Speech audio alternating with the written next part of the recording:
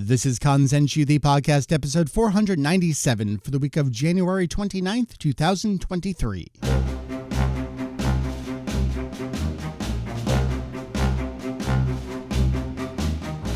Hey, welcome back to, what is this, Kanzenshuu? The podcast. An extension of the all-encompassing Dragon Ball fan site. Kanzenshuu. Yes, we cover anything and everything Dragon Ball in hopes of enlightening and a little bit of going off script, a little bit of entertaining. Hey, I am Mike. I have Ken back again. I have Randy back again. It's the Kakarot trio. That's not what we're going to call ourselves at all. Damn, I'm going to have to throw all these shirts away.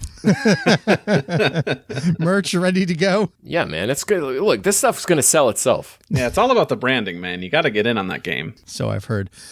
We are back again. Y'all, this game came out 3 years ago, and we're talking about it for the third time, I think, on the show. So approximately once a year, but not exactly. No, because that 2020 to 21 to 22 to 23. There's math in there somewhere. I know this is a video game that has been out for a couple of years, and we've talked about it a few times. We did the initial review of the game, the base game, as the kids call it these days. We talked about the Trunks DLC, the last part of the first season pass. We are back again to talk about the first part of the second season pass. Let's get the name right here. Bardock Tatta Hitori no Saishū Kessen. Bardock, a final solitary battle, or if you are playing in English, Bardock alone against fate. That is going to be the topic for this here episode. Let's do this beginning of the episode stuff. Ken, how are you? You're back again. This is now 4 in a row. You are official co-host at this point. Oh, dude, that's my whole bucket list. I'm done. Yeah, all right. Randy, back again as well. You've been on quite a bit. A few. It's been a bit, I think, since the last Kakarot one. But yeah, good to be back. So let me ask you this. As fellow podcaster, do you feel like I'm taking away content from your show when I asked you to come on here and talk about things? Or was Doug never going to play this game? Doug was never going to play this game. Okay. So no hard feelings there. Okay. I do feel a little bit bad about it, but at the same time, I'm like, it's all good. People probably listen to both. It's fine. Yeah, exactly. There's crossover for sure. Yeah. We had an experience playing this DLC. I want to get into it. I'm happy to have these folks here. It is topic time. All right, so Kakarot originally launched, we talked about this, on the PS4, Xbox One, and PC back in January 2020. It did get a Switch port a little bit later. With the original release of the game, it received a season pass with 2 shorter entries and then 1 longer one. That was Trunks. We reviewed that back on podcast episode 490, almost a full year ago, last March. As of this recording, this month, we got new native PS5 and Xbox Series S and X versions of Kakarot this month. And alongside that, a second season pass was announced with 3 story arcs as opposed to story episodes. Now, Ken, I think Randy, I don't remember, but I know, Ken, you did play. Are you the only one who played all 3 of those in the first one? Yeah. You talking about the Whis, the Golden Frieza, and then Trunks. Yeah, I played everything. Yeah, I played those as well. You did. Okay, so you can confidently say from your perspective that those first 2 were certainly episodes as opposed to arcs, right? One more than the other. Yeah. Yeah. The Battle of Gods one was basically like a bonus level up your character kind of thing. I did dabble in it a little bit. Yeah, it was kind of like a boss rush, but it was just 2 bosses that you just fought over and over again.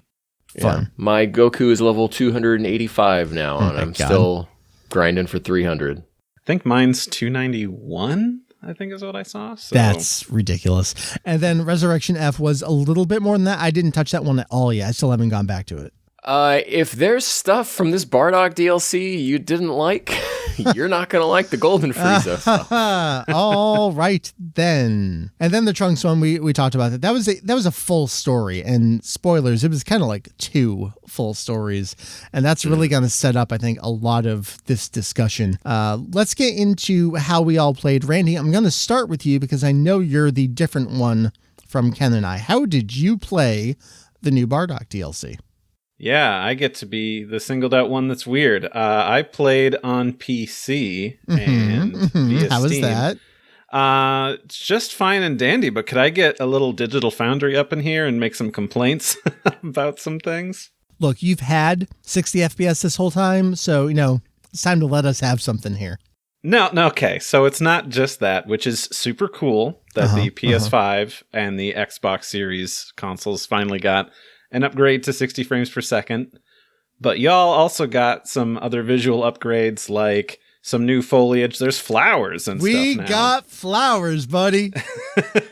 Increased foliage density. You guys also got real good screen space reflections on water and things. And they touted that as like, it's coming, new next gen upgrade. And PC players are like, that's cool. Are we getting that update? It's because, that'd be neat. And then lips zipped the whole time. Launch day comes, no update. And it's like, well, that's kind of a bummer. It was going to be one of two ways. Either they forgot to tell us and like, yeah, that's going to happen. Or what did happen, we're just going to ignore these guys that paid us $60 for this game and not give them the same treatment. That's fine. I did email them, and I did get a response. Can I read that? Yeah, I would love to hear it. We truly appreciate your support and interest for the game. In regards to your inquiry, as of now, the next-gen upgrade to be released is for consoles only, and we don't have any information yet on when it will be released on Steam platform. Furthermore, I had asked about like a 4 gigabyte patch. I'm like, what was that? And they just said the 4 gigabyte patch should be for the game updates. For now, what we can do is to take this ticket as a feedback suggestion and relay it to our development team for further checking. Having this said, we recommend you stay tuned to our official for further announcements related to this one. That was a weirdly worded English email. Yeah. I mean, it's kind of like, we forgot to work on it. We were focused on this. Well, maybe we'll talk about it later. So I guess keep your hopes up, which I was going to say that sounds like hope. It does, but I've played Bandai Namco games before where I've had hope, and it doesn't turn out super well. That's a shame. Yeah. I'm sorry for you. That's okay. I mean, I know that you guys gave me some ribbing, like, oh man, you're not getting flowers. That sucks. Like, it's just kind of a mean thing to do to people that paid for the game that everybody else gets. So yeah. In reality, Randy, it's not something you notice when you play. It's not. Especially with all the things that just drop back down to 30 for their animations anyway, which is fairly often. So the thing I noticed the most, and this might also be on PC, was just how clean all of the cell shaded lines looked. It was that was astounding, I thought. Well, Ken, you and I played on PS5. We did the upgrade. Mm-hmm. Were we both disc versions? So we actually had the easiest time of everyone possible on this. Yes. Yeah. PS4 disc version, upgrade to PS5. Yeah. There were some, I think some redemption issues with the PS4 digital version to PS5 early on. Xbox players got hosed, y'all, on this with, your save data. Sorry. Never mind, take it back. And look, I read their fix explanation at least twice, and I have no idea what it said, what it meant, what you're supposed to do, how it resolves. No clue whatsoever. I was going to ask, did they ever follow up and they're like, okay, yeah, we released a patch. You don't have to worry about it. No, that's like now. They fixed it, but there's a process you have to go through. It has to, I'm not going to say because I'm going to get it wrong, but they did something. Okay. I have something like 80 hours in this game. And if my save got wiped, I just do it all again. Yeah. All right. So that's the how you played take. Ken, can we really say anything? You kind of already said it. I mean, it's nice having the full frames on everything. It does jump back down to 30 I'm thinking of one of the post-game things we'll talk about. We're going to split this kind of like we did Trunks, where if you're playing this and especially if you played the previous stuff, you kind of know what the structure of these packs are going to be. And I'll say it does the same thing, sort of, but we'll hold off if you don't really know. If all you know is the Bardock TV special, we'll talk about the stuff that you know that doesn't spoil the story, and then we'll give the gameplay spoilers later on. But in terms of you're playing the game, you said you don't really notice it. The lines are cleaner. I don't know. For me, it just felt like, because since I last played this, I've upgraded my TV.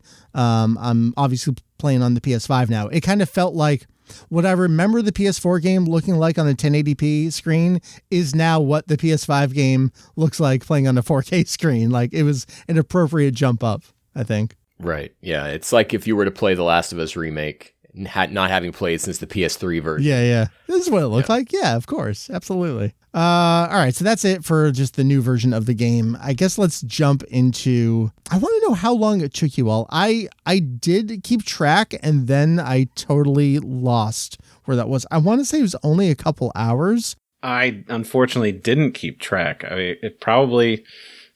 probably like a handful, maybe 5-ish. Yeah, I think 5 is somewhere around where I landed. That sounds about right, including everything to the very, very end. Maybe a little bit of extra grinding in there. I did some of that grinding, all right.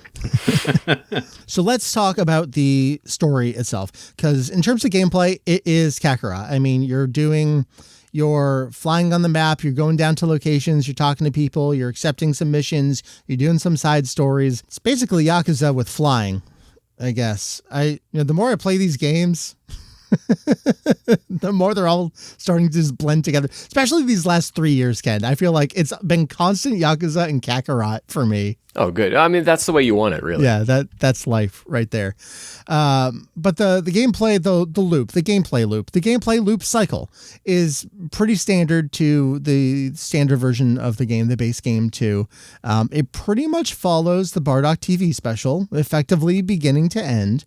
You do get some side missions in there, some side stories that are original to this game. Some of the missions and the side stuff are pulled from the TV special as is.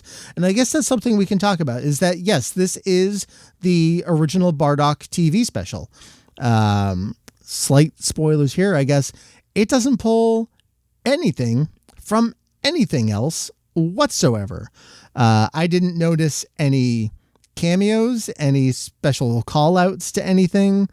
You pretty much just played that TV special beginning to end. Now. We are leaving out the best cameo. Oh, all right. My boy right. Suika. He is here. Suika Melone, if you will, in the English localization.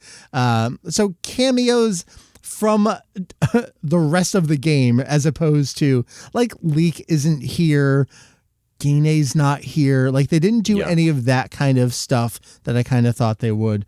And I want to save some of this for the very end, because it kind of ties into how I feel about the DLC as a whole compared to the Trunk special, where I felt like they set the bar maybe a little high. So I guess let's talk about just the full beginning to end stuff we like, stuff we thought they adapted really well here. The thing I want to call out immediately is the staggering walking down the hallway. I thought that was a brilliant scene. There's not much to it. It's just you're walking, there's dialogue. And I wanted to walk down those side hallways, and they're like, nah, get back on the path here. Don't put side hallways if I can't walk down them. Otherwise, it was fine. Well, Mike, you were alone against fate in that hallway. That's true. So yeah. you fated to go to the end. So when I played this DLC, I played about the first hour. I streamed it, and then I watched the Bardock special for the first time in, I don't know, like 5 years or something. And so the way that kind of times out in the way that the DLC story is that you do a considerable amount before the story of the special starts. Yeah. And I was right at that perfect amount of time. So it was like I watched the special, and then I went in the DLC proper. And it was like line for line, conversation for conversation of how the DLC special goes. Very little that's changing in there. But like you said, you get to that hallway scene, and I was like, I would normally be kind of bothered that we're not going anywhere else with this, but that they're committing to this one slow, staggering scene. I've always loved the attention to detail and the writing quality of this game in particular. And I think, while I think it doesn't venture too far out of itself, I was just blown away with the way it adheres to everything of the special. I guess possibly to a fault. Yeah. That whole scene was pretty great, just for the emotional gut punch of it. Sometimes I feel like the game's just kind of trying to cash in on you like this franchise, you'll pay money for this, and Yeah. we're going to crap out a product and you'll probably like it or not. I don't care. I got your money. But it definitely feels like this team that works on this cares about the source material and how everything is conveyed so that it gives you a similar feel or enhances that original source material. So yeah, something like that hallway scene, man, really gets me on Bardock's side and like feeling his desperation. So yeah, I agreed with Ken on the writing team here. What you're saying about feeling Bardock as a character specifically is, I've never really been a big Bardock guy. Mm-hmm. This DLC made me like him, and Really? it made me like his squad mates. The way it goes into Toma and how he's really is Bardock's best friend, and the side stuff with Selipa. You basically go through side stuff with each of these characters before what you know has to happen in the special. And it just made me love them in a way that I've never really cared about Totepo before or Pumpkin, but I like them now. Yeah, you got nothing with them in the TV special, so to have anything, and I guess I would take issue with a little bit of that. Maybe one of the side stories there that I didn't think hit too much, but go ahead, Randy. I was going to say, I don't think Totapo or Panbukin really got enough to shine. I think they got pretty shafted. Every time you get to go into combat, they're like, we'll split off and do our own team thing. Yeah. So it's like, oh man, I think the only mission I remember doing is like they're fishing. So I get to help them fish. And other than that, they're just kind of relegated to the background for this. So I felt they got shafted.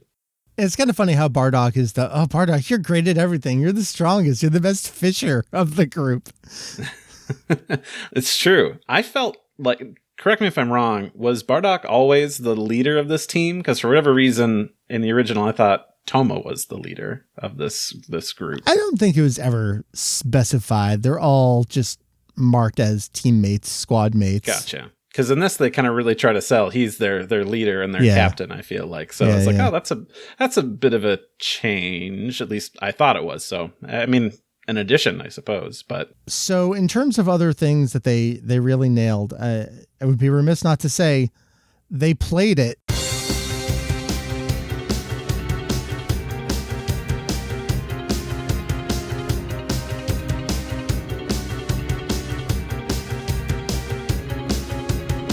At the right parts. And I didn't think it was going to work, but it really did in this. So we're talking about Solid State Scouter. Kakarot has done this thing where they use a lot of existing music from Shunsuke Kikuchi's score. They've done a lot of original music to complement that at the same time. And so the Bardock DLC does basically that exact same thing. I know, Ken, you want to talk about some music stuff, but it's primarily new music, but we do get Solid State Scouter in there. And I think that would have been the biggest miss possible not to include it. So I'm glad they did. I don't know how it was for you guys, but when it came to that moment where they started playing it, I think it only played like the first few notes, and then immediately it gave me like a dialogue box and changed the music. I'm like, oh no, man, you gave me what I wanted, and then you took it away immediately. But then when that dialogue box went away, I think then the song started playing. So I was worried. I'm like, that's all I'm getting? That sucks. But I'm glad that they came through with it. I'm about to say the most unpopular thing you've ever had said on your podcast before, Mike. Cut his mic. I don't like Solid State Scouter. Ken? You've got like a camera shutter going off in it. It throws me off the whole song. But I will say, this is the best version of Solid State Scouter. I'm a fan of this version of it. You're wrong about everything you're saying. I'm going to go into my files on my computer and I'm going to change the audio so that it takes out the camera shutter version and puts the Kakarot one in. Oh my God, this will be Ken's last episode. Ken, you're wrong on every account here. The streak ends at 4. Not only is Solid State Scouter the best song ever, it's a fantastic song, this is the worst version of Solid State Scouter there's ever been. Even the reorchestration from the Blast games on PS3 was significantly better than this one. Don't give me that look. Oh my God. I'll say I liked it. I don't like it as much as the original because I do love the camera shutter. I like the, counting up battle powers as we're going along. But listen to this, like my head was bobbing. I was like, yeah, I like this. This works. Yeah, I'm jamming. No one's taking pictures. It's good. All right. I at least want to plug here. I did a bonus podcast episode called The Story of Solid State Scouter back in, January 2018. Everything goes back to January here. I will link it alongside this podcast episode. If you haven't heard it, it goes into where we think this song came from, because you may be familiar with a Japanese group called Yellow Magic Orchestra. You may have heard of an album called Solid State Survivor. What is the connection here? Well, tune in and learn all about it there. All right. So as we've determined, Solid State Scouter is the best song, and this is the worst version of it. Okay. Other stuff you feel that this DLC either adapted really well or put a unique spin on that you got something new out of? You know, we had talked about the team stuff, helping Selipo with a stalker. I like that. Well, okay. I got to stop it. We didn't really talk about, we alluded to it. I thought that was the weakest. God, I can get rid of you guys. I need people I can... I need yes men. I don't want no men here. What are we doing? No, I appreciate the differences of opinion. Don't get me wrong. People are going to write in and be like, why does he always just talk over these people and tells them they're wrong? No, I want to hear this. It really didn't work for me. What did you like about it?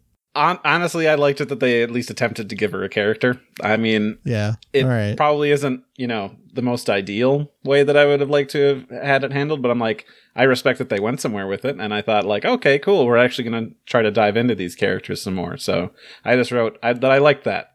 I like that fact. And that storyline also softens Bardock to a point where like I said, yeah. I played this part, and then I watched the special, and I'm like, man, he's way harder of like a jerk. Mm-hmm. What? They changed Bardock's character, but then as I played more of the game and contextually, I'm like, okay, I guess this is, I'm not as offset by this anymore, but Bardock seemed really strangely written in that story. I don't think so. I mean, I don't know. The Bardock TV special was one of the earliest fan subs I ever got. So after I got my Super Saiyan Goku versus Frieza fan subs, my first order from an online fan subber where I had to send a mail order and then self-addressed stamped envelope box to get my tapes back in the mail. Folks, I'm 40 years old. Was the Bardock and Trunks TV special, movies 11 and 12. God, what else? I'm old enough that I forgot what the third tape was. I think that might have been the end of GT, last episode's Raw. I think it was. So the Bardock special is kind of like in my fandom DNA of some of my earliest memories.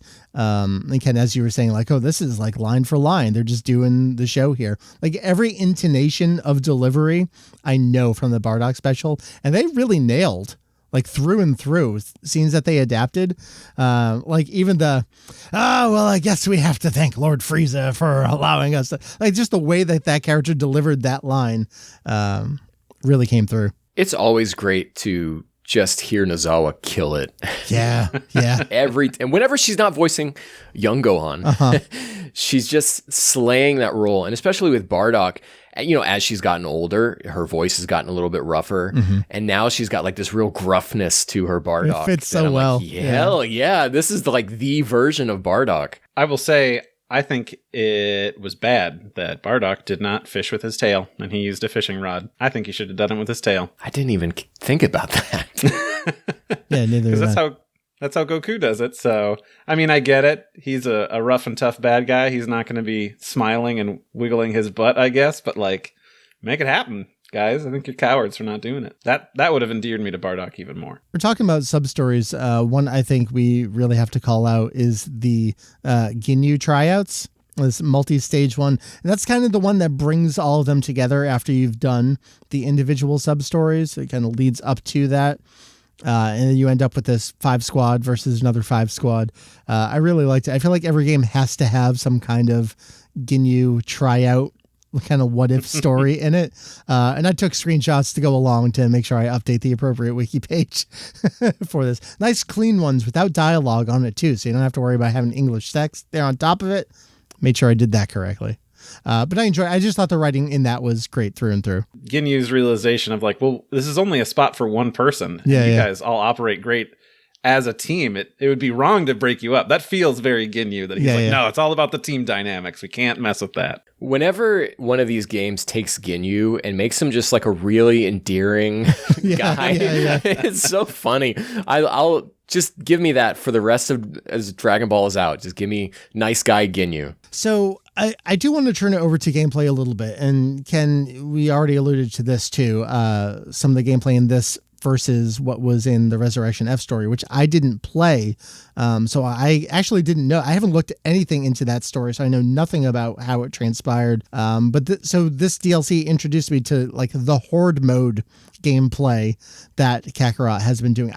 This wasn't in the base game, was it? I don't remember it from there. No. You certainly had like multiple opponents, but nothing like this. It started with Resurrection F, and it was fine there. Because you only have to do it a few times. But in this one, you're doing it over and over. If some is good, more must be better. That's, I'm sure, what they were thinking. It was at least thematically and story appropriate for when you did it. I mean, you're going to this planet and this is what you're doing. You're wiping out the citizens of the planet and you're kind of breaking down their defenses. And so they incorporated that well, where you take on, 100, 150, then you literally destroy a tower there, get a couple items out of it and go on to the next. I didn't do it where you just went straight to the final area. I did systematically go through and beat them all. So like the game kind of tells you, you can go do it if you want. I don't know if you would have to fight 600 people at the end if you didn't do this. Yeah, it's like an 800 person match. Yeah, no thank you. I mean, my only thing with it is that I dislike that you have this gauge that you get to fill up and you can level it up to level 3 where you can take out large chunks of people at a time. Mm-hmm. I dislike that they have these mini bosses that need to have an introductory cutscene. So I'd save up to a level 3. I'm like, yes, let's do it. I'm going to take out like 100 dudes. And it's like, you took out 4 because now it's mid-boss time. And then this guy's got to come in. I'm like, man, why couldn't I just wiped out 100 and then had the mid-boss and then like final boss when it's just a different color dude anyway? That kind of killed it for me because I was like, well, what was the point of saving this up and telling me you should save this up and do more? I thought it was kind of empowering though. Again, I didn't do it in Resurrection F, to just take out opponents in 1-2 hits and then you're just like constantly locking on to another one. But the number of times you do it, ooh. And it's it's the same every time you do it. So it's like, take out these, what are they called? Not Cardassians, that's Star Trek. Kanassans. Yeah, Kanassans. You just do it over and over and over, and then you fight the final area, and it's the exact same as each time you've done it. In the Resurrection F1, you are going in as different teams, like you're Piccolo, and you get to pick who your 2 teammates are. Okay. And then you go in and you do a round. And then you switch over, and now you're Gohan, and Gohan has also picked out his 2 teammates. So it shakes up who you're playing as, who you're playing with. There's also story reasons for that. It takes inspiration from the Resurrection F movie where they're fighting thousands of soldiers or whatever. And so I get why it's in there and I get why it's in here. Mm-hmm. It's probably only in here though because of the whole part where he's outside in the atmosphere of Planet Vegeta. Yeah. And they're like, oh, let's make this the thing. Retrofit let's put it all over this DLC. And the fact that they already made kind of like the system for that in the Resurrection F1, like they had that ready to go, I guess. I wish they just showed more restraint. So that way it wasn't so repetitive. Well, that kind of ties in to, I do want to give a more holistic view of this specific DLC package. And you have to look back to the Trunks one, where I felt we got a larger, more comprehensive story and package and flow and narrative flow to that, where even aside from the side stuff, it felt like you got to sit with stuff for a little bit, as opposed to this one where it's kind of like boom, boom, boom, except for maybe the hallway scene. I'm not really describing it well enough, but it really felt shorter. If they're going to tell us that these are arcs and not episodes anymore, I was expecting the one, right off the bat here in season 2 to be as in depth as Trunks. And I don't feel we got that here. Sure, yeah. In Trunks, there's all the side stuff where you go and you check in on Chi-Chi and Ox King. Mm-hmm. And you're checking in on Chi-Chi again later on in the story. And then you're doing different things with Bulma. And you're getting to see West City rebuild itself after the androids have struck. And this Bardock didn't have any of that. The world never changed that you're in. It's always just that same Planet Vegeta map that you're on. And yeah, it felt, I don't want to say rushed, but Mike, I think you're right that Trunks set the bar too high. And this, like, I thought there was no chance in hell we weren't going to get episode of Bardock. Yeah, 1,000%. So I guess let's go into a little bit of spoilers, except it's not really spoilers because this DLC does have a post game, just like Trunks did. And it's just more material from the Bardock TV special. It is chibi, little child Vegeta doing the Saibai-Man fight. We do get a little extra. I did like this part where we did have the encounter with Kiwi.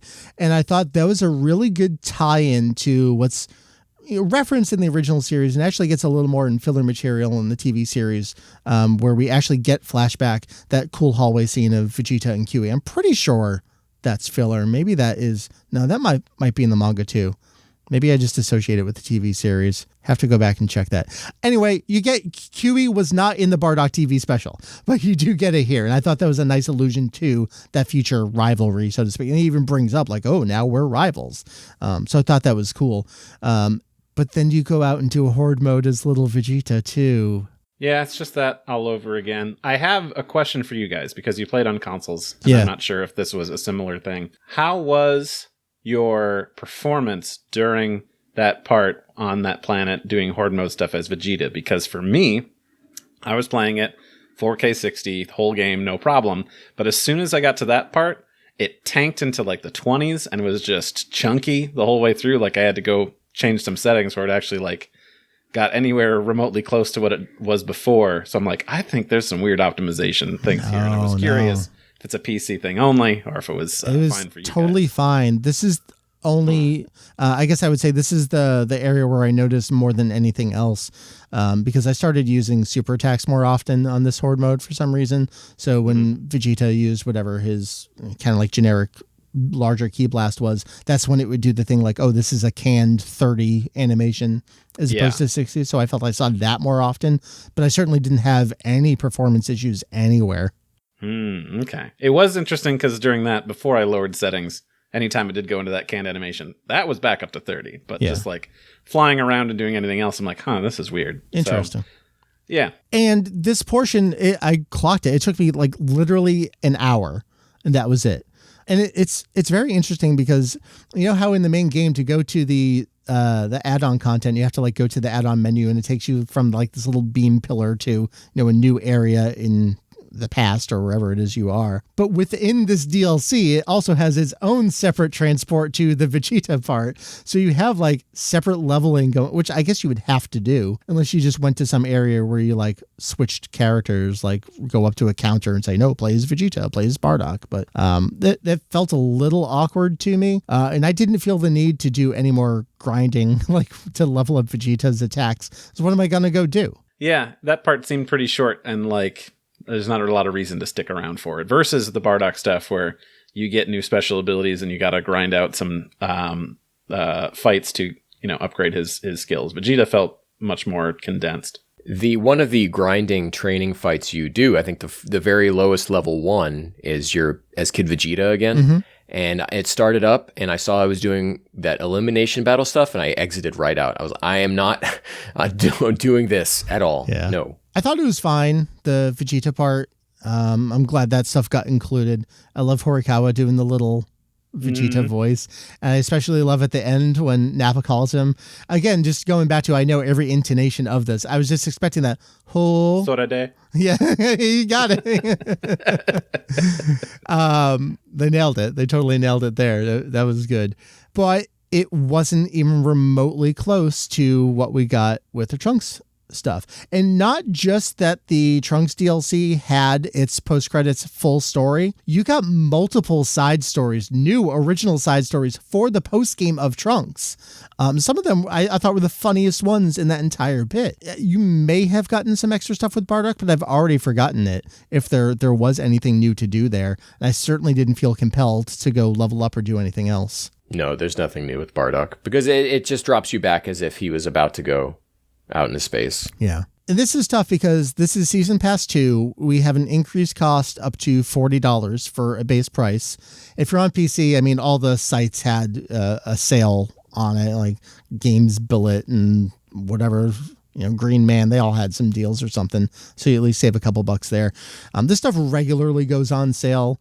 I know I picked up the Season Pass 1 before Trunks even came out at a discounted price. So I'm sure this will go on heavy sale at some point. But to get in the door, it's $40 right up front. Having now played the entirety of this Bardock one, I don't know how I feel about that. You feel like you watched some anime screenshots in a video game cutscene. Yeah. Because they couldn't be bothered. Oh, even more so. Forgot about that part. Oh my God, literal screenshots. I wrote here the crunchiest JPEGs possible for flashbacks. We had there's actual scenes of all of these in the Kakarot game. Why didn't we at least take screenshots of that to use in there? And if we had to use anime ones, why didn't we use literally anything better than the lowest quality, blown out photos we could for those? They didn't want to render, pre-Raditz stuff, so then you wouldn't want to have both. But we're getting 23rd Bardock, so they're going to have some. But then at the same time, I know there's an HD remaster of the Bardock TV special that they've made. It's aired on cable in Japan. This looks like someone grabbed their Dragon Box and did one of no, they didn't even do that. They grabbed one of the 4K 120 FPS YouTube videos and blew that up and threw a cloud filter on top of it. Randy, I totally forgot about these. That was my first note.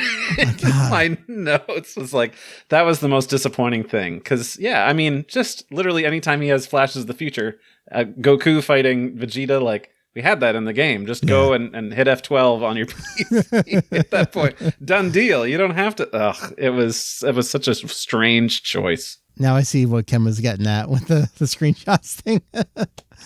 But we are getting another 2 story arcs out of the DLC. So if you break it down, they're selling them individually at $20. So, it's a deal. How could you not buy the season pass? You'd be losing money not buying the season pass. I fell for it. I bought it. I sure did. I feel like they got me a little bit on this. I don't know if it was a resources allocation kind of thing, but I just keep going back to the Trunks one, feeling I even put up that poll a couple weeks before this came out. What are we going to get as the post game? I feel like Episode of Bardock was a given on this. Yeah, that seemed like that was going to be the easiest thing. I think I had made a comment before of if no gas, no sale. I want to do the gas fight from the Super manga. But yeah, it felt like Episode of Bardock would have been the no-brainer thing to do. Maybe they don't want to give an English voice to Chilled. No, that can't be. Forget that. Go ahead. That or just anything. Like you said, Leek, Gine. Yeah. None of that. The other guy. None of those minus characters are there. Wait. No, Beats was with Paragus. Never mind. And I'm really curious about that because this seems, we talked about this with the base game review. We're this is the expanded lore Toriyama canonicity video game. And so, yes, this was a Z product, but for them to go back to what has now very recently been retconned out of happening existence, more or less. If you want to do the gymnastics to say oh, well, this kind of fits. And we just didn't see it happen in Minus and Broly. And if you want to make that work, that's Toyotaro's job. I'll let him figure that out. I will say talking about they didn't have as much resources for this maybe, and that's why it was kind of cut short. I do want to, something that I thought of comparing it to the base game. Yeah. In this Bardock section, we had 6 pre-rendered FMV sequences. Which is 2 more than the entire Cell arc had in the base game. Yeah, right. And that also doesn't include the 1 or 2 during Vegeta's segment, which also don't show up in the encyclopedia after you see them, which is annoying. So that's a bummer. But it's weird, they at least put in the time for those versus Cell, which got kind of shafted in the base game in the cinematic department. But at least they weren't lazy on that part. It's such a strange production of a game. I'm always interested to see how it's going to shake out. Just some random other things. I had ideas that I wanted to throw out there. Something else that they didn't work on. You know how in the base game you get to fly around and you can shoot at dinosaurs to get food and stuff? Oh yeah, there's nothing out there. There's no animals on planet Vegeta at all. It's just fish. Come on. You could have even just the regular Earth dinosaurs that have been like, yeah, okay. They But it drove seems everything to weird. extinction, Randy. Is that really what they did? I mean, Did they ever bring that up? That's what they do. I suppose. You want a little Sufurian like crawling out of a cave somewhere?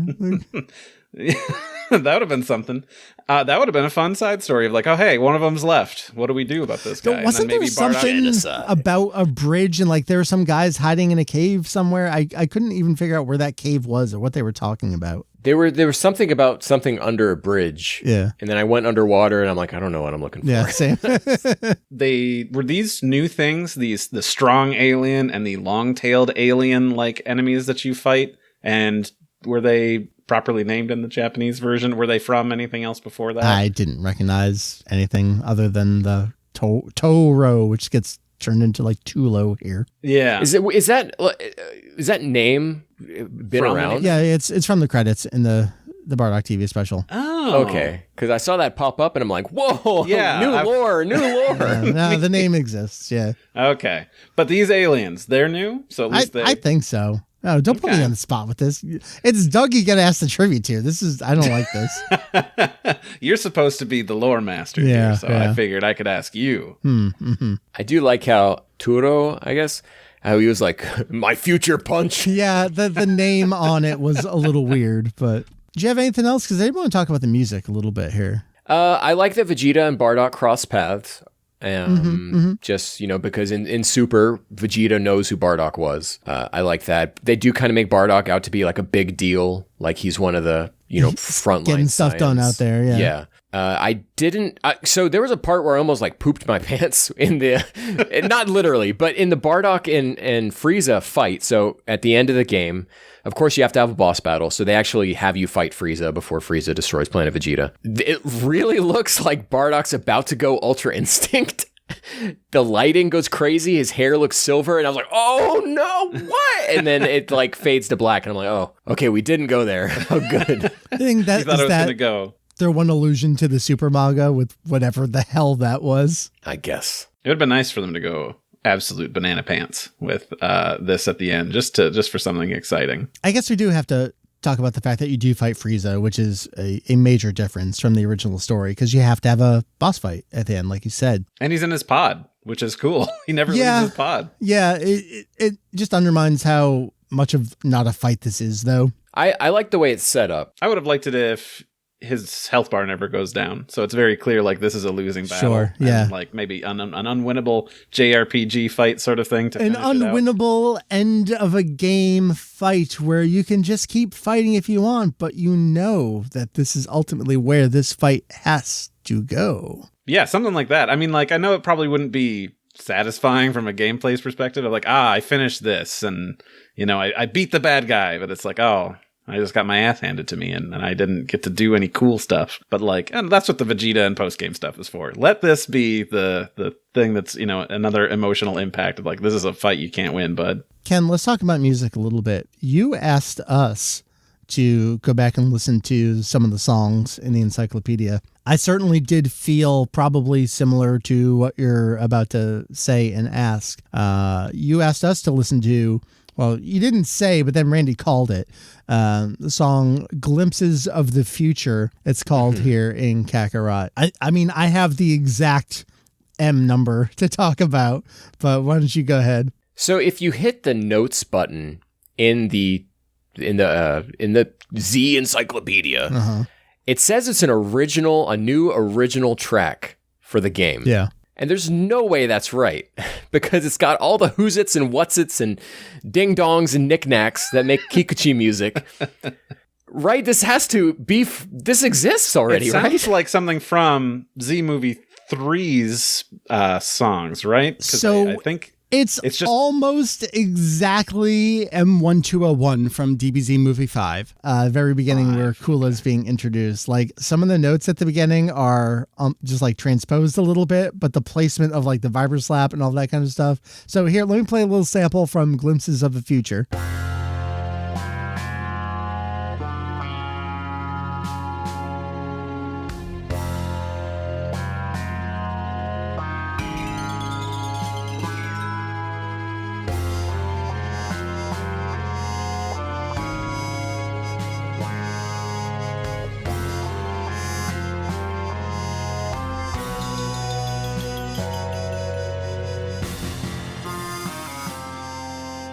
And then here is a little bit from M1201, which, so just real quick. So it's called Glimpses of the Future in Kakarot.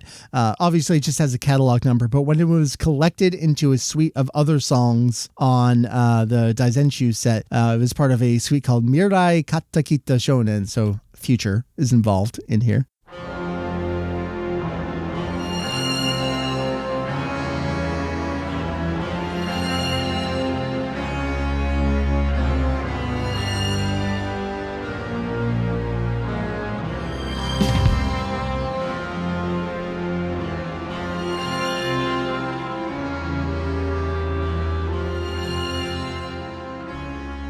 I just thought that was a clever nod. Yeah, absolutely. So another one I wanted to call out, it was called in Kakarot here, Ruthless Invaders.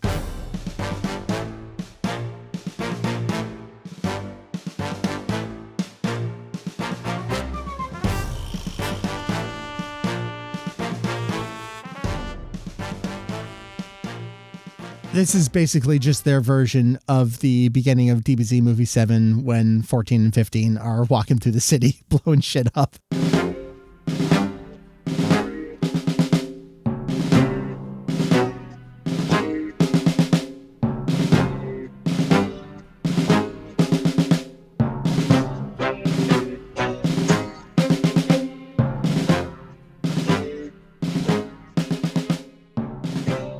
The music in this game does not miss. The way that they interpret the feeling of old Kikuchi music with modern sensibilities.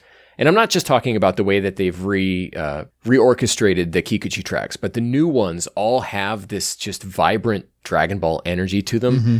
In the way that I think some of Fusion's did. I don't think necessarily all of Fusion's did. There were a few that were like, whoa, this could be like from the show. Yeah. This game, all these new tracks, even some of the old Trunks ones, they're all so fantastic and fit so perfectly. The music, I think, was a highlight of this DLC for me. Music always feels like it's doing exactly the job that you want it to. So much so that, like, I wish some intrepid audio engineer would be like, all right, I'm going to go in and I'm going to replace all of the soundtracks of Z with all of these great Kakarot tracks and just see how it fits and be like, man, it would feel really good and it would feel right. What if you put this into another new version of Kai instead? That'd be... Yes.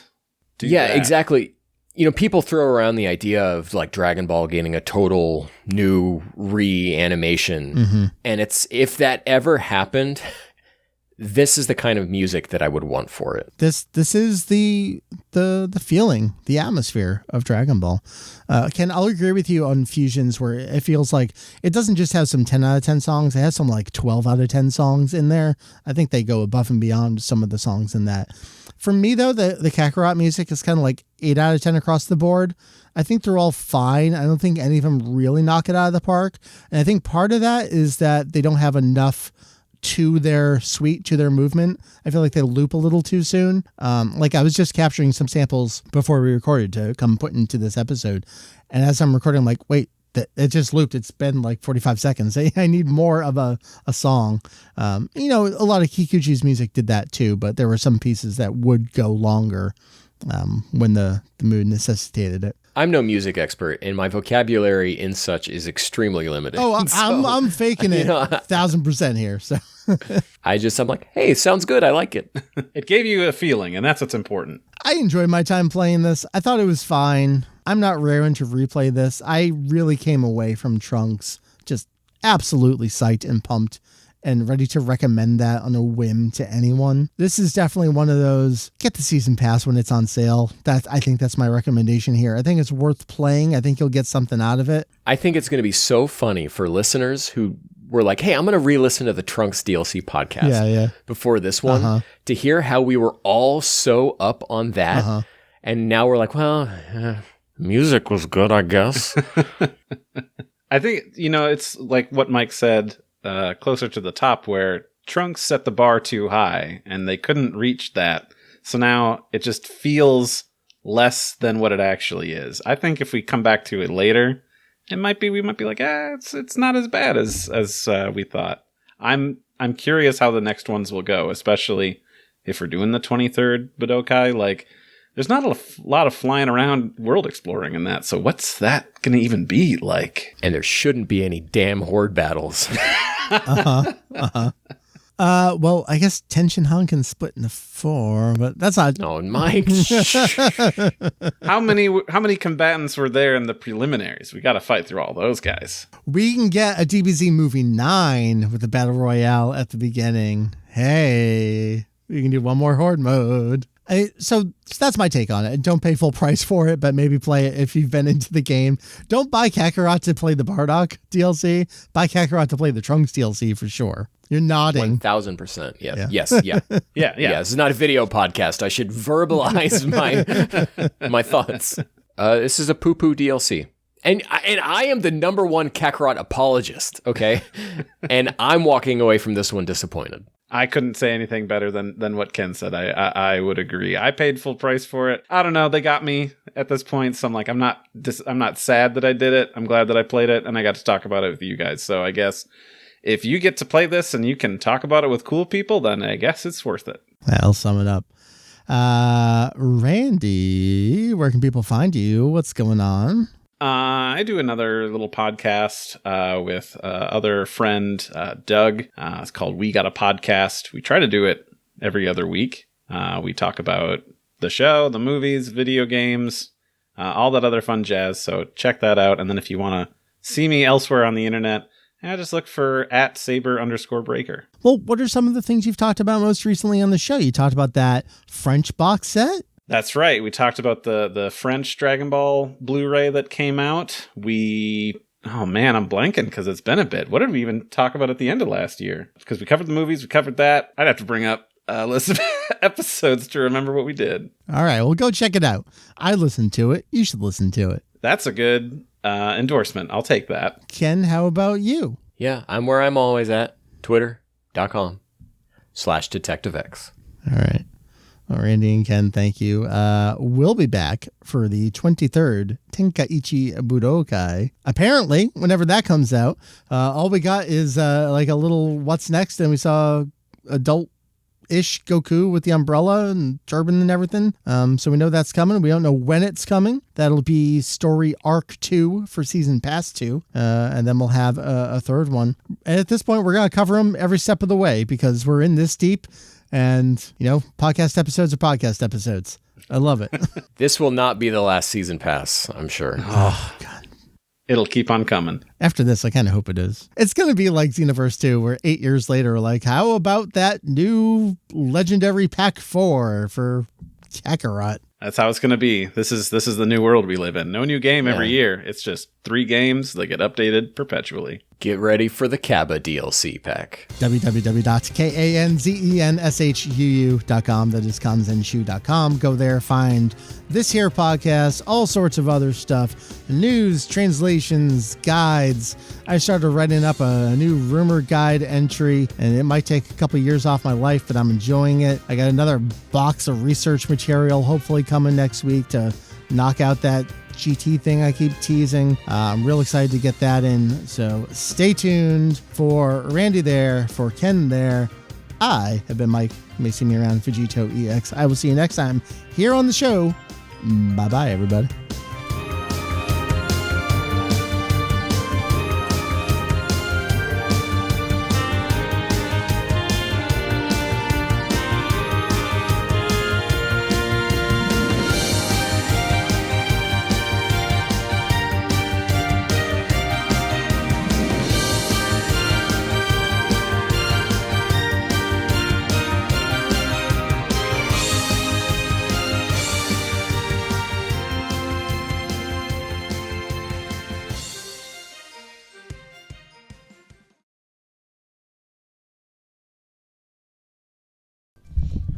Which one of you monsters is the one who said they don't like solid state scouter? Because Randy. No, that was Ken. That was Ken. He's a monster. I don't know. I mean, everyone's entitled to opinions, of course, but I feel rejected in my soul. Well, here's the thing. He's allowed to have his opinions, but we don't have to listen to him or, consort with people like him. So, Mary, did it go like this, where after the podcast, Mike came down? You won't believe what Ken said. No, not as dramatic as that. I didn't leave my seat. I turned the headphones off to the speakers and then said, "You gotta listen to this shit." Yeah, it was this I've afternoon. got audio evidence. Mike was, he was editing it. He's like, Hello. I don't know Hey, what Mike. you're doing. Like, just stop playing Fire Emblem not Heroes, Engage. Stop playing Fire Emblem Engage and listen to this. Like, what? You're gonna blow my mind? I was actually expecting something a lot more dramatic, but I will say I'm shook. It's bad. It's worth stressing. The thing I really don't like about it is the camera shutter noises. It's not a camera. I mean, I guess it's the click of the scouter, but I suppose the It's sound not the effect. normal sound effect that's used for a scouter, but And you know what? After I did go back and I listened to the Raging Blast 2 version of it, and it also has that same like exaggerated shutter sound in it too that I don't associate with the original version of the song. Anyway, folks, that podcast episode will be out tomorrow. So Spoilers. Enjoy. spoilers for the sauciest parts. Yeah. Maybe I'll know what the hell you guys were just talking about, because that made no fucking sense. Coming in halfway. We talked about the new Bardock DLC for Kakarot. Of I course. still think that's like the worst name for a video game I've ever heard. Oh, it's definitely the worst. Kakarot is a worse name than Budokai Tenkaichi.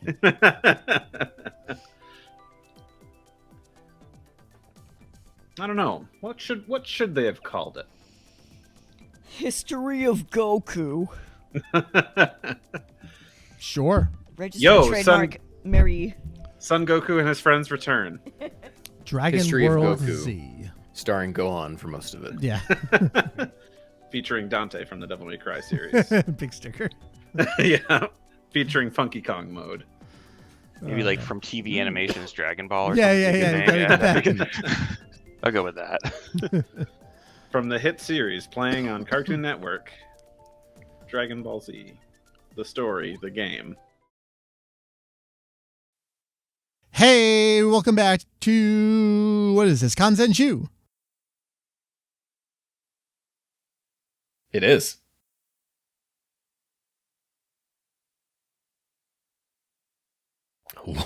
What? Is he coming back? This is you? You said the podcast?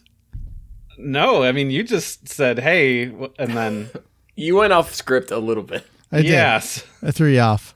Yeah, that's what it was. Welcome to Kanzenshuu, The podcast. an extension of the all-encompassing Dragon Ball fan site. Kanzenshuu. I cannot believe how shitty that DLC was.